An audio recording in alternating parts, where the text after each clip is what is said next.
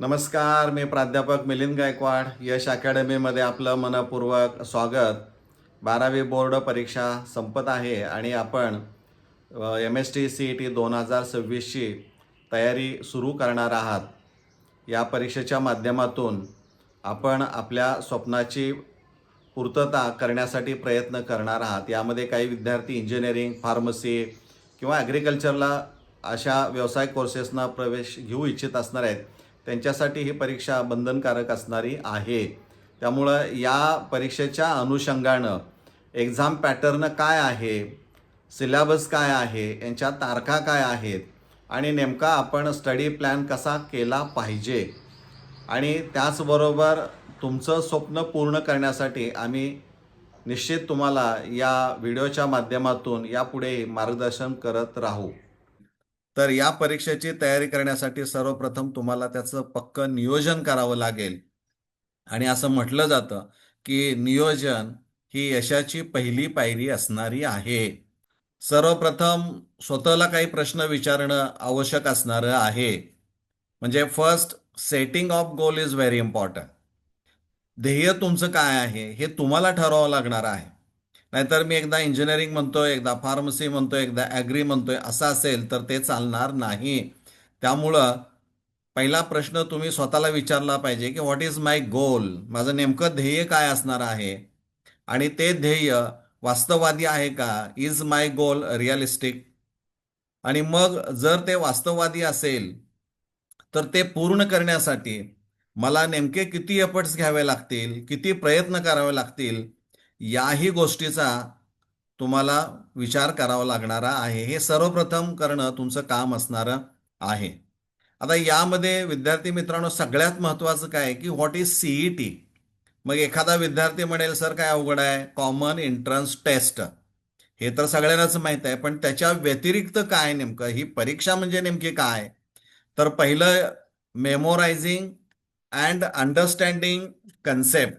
म्हणजे ज्या काही तुमच्या संकल्पना असणाऱ्या आहेत त्या संकल्पना समजून घेणं आणि लक्षात ठेवणं म्हणजे CET. किंवा application of knowledge and presence of mind and concentration. म्हणजे ज्ञानाचा वापर करणं आणि मनाची उपस्थिती आणि एकाग्रता. ह्या चित्रावरून तुम्हाला स्पष्ट होईल की तुम्ही जे नॉलेज सायकल चालवण्याचं मिळवलेलं असणार आहे ते नॉलेज आणि मनाची एकाग्रता, उपस्थिती जर इथं नसेल तर तुमचा ॲक्सिडेंट हा निश्चित होणार. हे या चित्रावरून तुम्हाला स्पष्ट दिसतंय. CET म्हणजे काय तर क्विक अँड राईट डिसिजन. म्हणजे जलद आणि योग्य निर्णय, म्हणजे ब्रेन शार्पनेस ज्याला आपण म्हणतो, मेंदूची तीक्ष्णता. म्हणजे हा जो खो खो खेळ असणार आहे या खेळामध्ये तुम्हाला साधारणपणे तुम्ही स्कूल लेवलला खेळलेला असणार आहे. त्यामुळं इथं instant decision, fast decision, very quick decision and decision should be 100% right, नाहीतर फेल गेला, अशा पद्धतीचा हा खेळ आहे. त्यामुळं क्विक आणि राईट डिसिजन हा म्हणजे nothing but CET. Time management, वेळ व्यवस्थापन हा अत्यंत महत्त्वाचा भाग आहे. वेळ जर चुकली तर तुम्हाला पश्चाताप करण्याशिवाय पर्याय राहणार नाही. त्यामुळं मित्रांनो सगळ्यात महत्त्वाचं काय असेल तर time management. Practice practice practice. म्हणजे इथं मेंदूचा व्यायाम तुमचा सतत व्हायला पाहिजे. म्हणजे एकदा वाचलं म्हणून चालणार नाही, तर त्याची प्रॅक्टिस प्रॅक्टिस प्रॅक्टिस म्हणजे वारंवार तुम्हाला त्याचा व्यायाम करावा लागेल. म्हणजे एक्सरसाइज म्हणजेच ते काय असणार आहे, CET असणार आहे. म्हणजे ह्या सगळ्या गोष्टीवरनं तुमच्या लक्षामध्ये येईल की CET म्हणजे नेमकी काय असणारी आहे. तर ही परीक्षा केवळ ज्ञानाची नाही आहे, तर ती वेग म्हणजे स्पीड आणि ॲक्युरसी म्हणजे अचूकता यांचा खेळ असणार आहे. How to crack CET. म्हणजे ही जर तुम्हाला चांगल्या पर्सेंटाईलनं पास करायचं असेल तर त्यासाठी काय करावं लागेल तर पहिलं अंडरस्टँड द एक्झाम पॅटर्न. तो समजून घेणं खूप गरजेचं आहे. A study from good study material. यासाठी बालभारतीनं जे पुस्तक तयार केलेलं आहे 11वीचं आणि 12वीचं, हे रेफरन्स, हेच पुस्तकं तुम्ही वापरायचे आहेत. ह्यातलंच अभ्यास करणं गरजेचं आहे. Learn more shortcut tricks for all chapters. Make your study plan. तुमचा स्टडी प्लॅन खूप छान असला पाहिजे. Identify your strength and weaknesses, make your strategy. म्हणजे तुमची एक धोरण तुमचं आखलं पाहिजे की कशा पद्धतीनं तो अभ्यास केला गेला पाहिजे. डिस्कस विथ युअर फ्रेंड्स किंवा सिनियर्स, इवन टीचर्स, आणि लेटेस्ट जे टेक्निक आलेलं आहे, तंत्रज्ञान आपण म्हणतो, AI च्या मदतीनं देखील तुम्ही अभ्यास निश्चित करू शकता. प्रॅक्टिस मॉक टेस्ट हा एक सगळ्यात महत्त्वाचा भाग असणार आहे. आणि review your targets and mistakes, म्हणजे मॉक टेस्ट झाल्यानंतर तुम्हाला मिळालेले गुण किती आहेत आणि मग तुमच्या चुका किती आहेत, त्या चुका कमी करण्यासाठी पुढच्या टेस्टमध्ये तुम्ही नेमकं काय केलं पाहिजे, त्याची स्ट्रॅटेजी तुम्ही तयार करणं, त्याचा प्लॅन तयार करणं, त्यासाठी त्याचे शॉर्टकट्स तयार करणं, हे खूप महत्त्वाचं असणार आहे. एक्झाम डेट्स, इथं जर आपण पाहिलं, या वर्षापासून तुम्हाला माहीत आहे की CET is going to conduct MST CET 2026 for PCM and PCB group twice in a year. वर्षातून 2 वेळा ही कंडक्ट केली जाणारी आहे. इथं जर आपण पाहिलं तर लक्षात येईल, CET PCM group 2026 11th April 2026 to 19th April 2026, and for PCB group 21st April to 26th April 2026. This is the first attempt. आणि विद्यार्थी मित्रांनो, एक लक्षात घ्या, फर्स्ट अटेम्प्टला 100% तुमचा अभ्यास झालेला असला पाहिजे. मी फर्स्ट अटेम्प्ट कसा तर देईन आणि मग सेकंड अटेम्प्टला मी तयारी करेन, असं कधीही होत नाही. असं मनामध्ये पण आणू नका. फार तर तो रिपीट करा, पण 100% देण्याचा प्रयत्न, चांगलं देण्याचा प्रयत्न हा तुम्ही फर्स्ट अटेम्प्टलाच केला पाहिजे. सेकंड अटेम्प्ट जो असणार आहे तो PCB ग्रुप अगोदर घेतलेला आहे त्यांनी 10 मे आणि 11 मे या 2च दिवसामध्ये आहे. PCM group 14th May to 17 May पर्यंत असणार आहे. आता एक्झाम पॅटर्न हा खूप महत्वाचा आहे. इथं पहा, यामध्ये त्यांनी म्हटलंय की the question will be asked on syllabus of state council of educational research and training Maharashtra. म्हणजे बालभारतीनं जे पुस्तक तयार केलेलं आहे किंवा जे तुम्ही 11वी आणि 12वीला अभ्यासलेलं असणार आहे तेच पुस्तक तुम्ही वापरायचं आहे. त्यानंतर इथं सेकंड पॉईंट त्यांनी म्हटलेला आहे, पहा, approximately 20% weightage will be given to standard 11th curriculum and 80% weightage will be given to the standard 12th curriculum while setting the question paper. म्हणजे हा एक यातला खूप महत्वाचा भाग असणार आहे. There will be no negative marking. हे खूप महत्वाचं आहे मित्रांनो, त्यातून तुमचा 100% आत्मविश्वास हा वाढू शकेल. म्हणजे एखादं चुकीचं जरी तिथं तुम्ही ऑप्शन सिलेक्ट केला तर मायनस किंवा निगेटिव्ह मार्किंग तिथं नसल्यामुळं तुम्हाला धोका अजिबात नाही. त्यामुळे this is the plus point of this examination. However, difficulty level will be at JEE Main for mathematics, physics and chemistry, and difficulty level for biology will be at par with NEET. मित्रांनो, बऱ्याच व्हिडिओमध्ये सांगितलं जातं की इतकी difficulty level नसते JEE आणि नीट सारखी. तर तुमच्या लक्षात आलं असेल की गेल्या 2 वर्षामध्ये CETनं प्रश्न विचारण्याची पद्धती पूर्णपणे बदललेली आहे.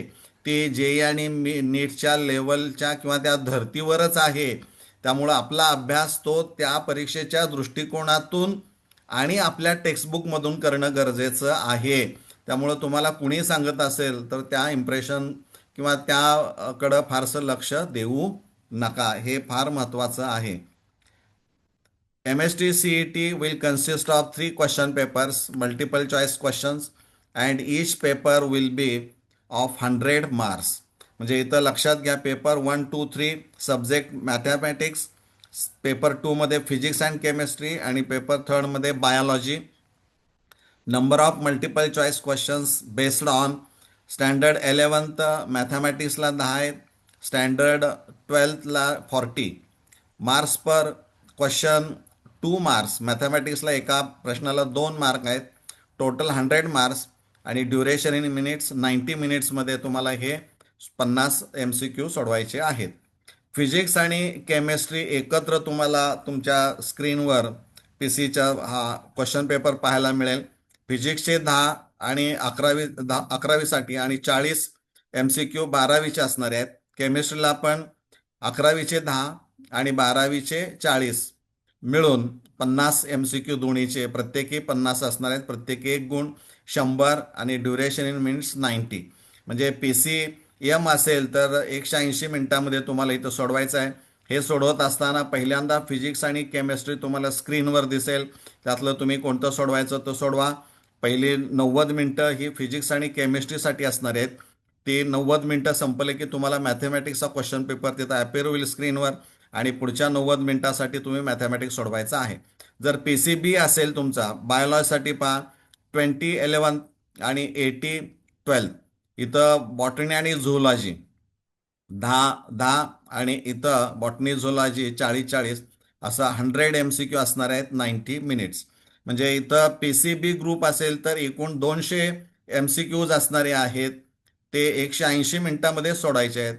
आणि PCM असेल तर मात्र 50 MCQ हे कमी म्हणजे 150 टोटल MCQ असणारे आहेत आणि ते देखील 90 मिनिटांमध्ये तुम्हाला सोडवायचे आहेत.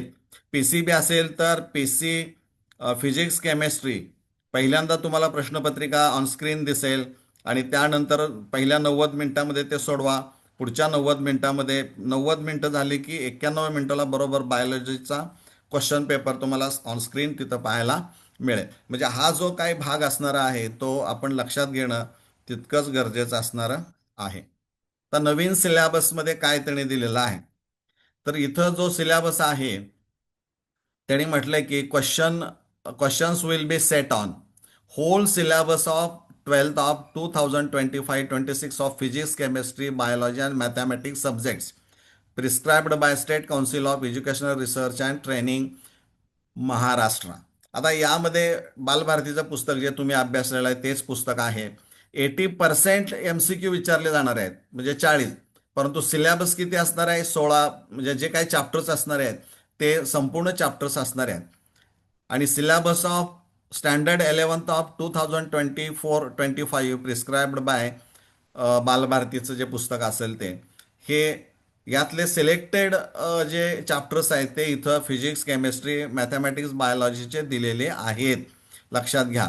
म्हणजे 12वीचा पूर्ण सिलेबस आहे आणि 11वीचा जो असणार आहे तो 20% त्यातले जे विचारले जाणार आहे ते कोणते चॅप्टर्स तर इथं फिजिक्ससाठी इथं चॅप्टर्स दिलेले आहेत, केमिस्ट्रीचे आहेत, मॅथ्सचे आहेत, बायोलॉजीचे आहेत.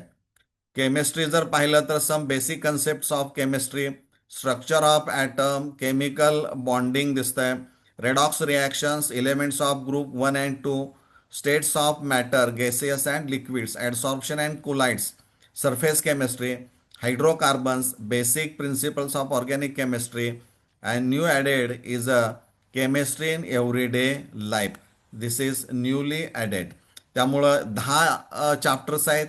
त्यामुळं 10 चॅप्टर्स म्हणजे साधारणपणे 10 MCQ त्यामध्ये असणारे आहेत. म्हणजे हा सिलेबस आपण लक्षात ठेवणं गरजेचं आहे, पर्टिक्युलरली 11th स्टँडर्ड. आता काय लक्षात ठेवायचं आहे बघा. आपल्याला काय लक्षात ठेवायचं आहे तर यामध्ये no negative marking for wrong answer हे महत्वाचं आहे. प्लस पॉईंट आहे या परीक्षेचा. त्यानंतर questions will be application based म्हणजे जे काही तुम्ही ज्ञान मिळवलेलं असणार आहे त्या ज्ञानाचा वापर तुम्हाला तिथं करावा लागणार आहे. त्यामुळं काही प्रश्न नॉलेज बेस्ड असतील परंतु शक्यतो ॲप्लिकेशन ओरिएंटेडच questions will be set for this examination. यामध्ये डिफिकल्टी लेवल जी असणारी आहे क्वेश्चनची ते साधारणपणे इझी 15 मार्काचे असतील, मीडियम 25, डिफिकल्ट क्वेश्चन जे असणारे आहेत ते 10 आणि या सगळ्यांच्या मध्ये न्यूमरिकल 4 ते 5 न्यूमरिकल्स असणारे आहेत. म्हणजे केमिस्ट्री विचारात घेतला तर 16 एकूण चॅप्टर्स असणारे आहेत. त्यामध्ये 6 चॅप्टर्स असे आहेत की न्यूमरिकल्स आहेत. त्यामुळे त्याचे फॉर्म्युले सगळे तुम्ही युनिट सगळे आपण तयार ठेवणं खूप गरजेचं असणार आहे. तर मित्रांनो केमिस्ट्री हा विषय असा आहे जो तुम्हाला मेरिट लिस्टमध्ये वर नेऊ शकतो जर तुम्ही पाठ्यपुस्तकातील ओळ ना ओळ वाचली असेल आणि बोल्ड केलेले शब्द आणि टेबल यांचा जर आपण नीट अभ्यास केला तर 40+ गुण मिळणं कठीण नाही. त्यामुळं हा तुम्हाला इतर विषय, कारण फिजिक्स आणि मॅथ्समध्ये जर पाहिलं आपण तर तिथं गणित जास्त आहेत आणि त्यामुळं तिथं कॅल्क्युलेशनचा पार्ट जास्त येतो, त्यामुळं वेळ तिथं जास्त लागू शकतो. तसं आपल्याकडं फार नाही आणि त्यामुळं स्कोरिंग जो विषय असणार आहे तो केमिस्ट्री आहे. परंतु त्यासाठी अभ्यास तर तुम्हाला करावा लागणारा आहे, हे आपण लक्षात घ्या. आता यामध्ये नेमकं यश संपादन करायचं म्हणजे काय, तर इथं चित्र तुम्हाला दिसतंय पहा, Bruce Lee. I fear not the man who has practised 10,000 kicks once, but I fear the man who has practiced one kick 10,000 times. म्हणजे इथं त्याने म्हटलंय की ज्या माणसाने एकदा 10,000 लात मारण्याचा सराव केला आहे त्याला मी घाबरत नाही. पण ज्या माणसानं, लक्षात घ्या हे फार महत्वाचं आहे, 10,000 वेळा एक लात मारण्याचा सराव केला आहे त्याला मी घाबरतो. म्हणजे मित्रांनो, या परीक्षेचा अभ्यास करायचा असेल तर तुम्हाला प्रॅक्टिस प्रॅक्टिस प्रॅक्टिस प्रॅक्टिस हा एकच भाग आहे, हे आपण यावरनं निश्चित सांगू शकतो. आणखीन एक उदाहरण तुम्हाला माहीत असावं म्हणून, मोहम्मद अली बॉक्सर, ते काय म्हणतायत पहा, I hated every minute of training but I said don't quit, suffer now and live the rest of your life as a champion. लक्षात घ्या, माणसं मोठी केव्हा होतात, जगविख्यात केव्हा होतात, तर प्रत्येक क्षण ना क्षण हा त्यांनी कष्टाचा, त्यागाचा, प्रचंड श्रमाचा अनुभवलेला असतो आणि म्हणूनच ही माणसं ही जगविख्यात होतात. आणि मग जर तुम्हाला यांच्या लेवलपर्यंत पोचायचं असेल तर निश्चितच तुम्हाला तुमच्या या सगळ्या विषयांमधून बारीक बारकावे सगळे शोधून कष्ट घेऊन चांगले गुण मिळवण्यासाठी प्रयत्न करावा लागणारा आहे. मित्रांनो, हा व्हिडिओ निश्चित तुम्हाला आवडलेला असणार आहे. तो लाईक करा, शेअर करा, मित्रांच्यापर्यंत पोहोचवण्याचा प्रयत्न करा.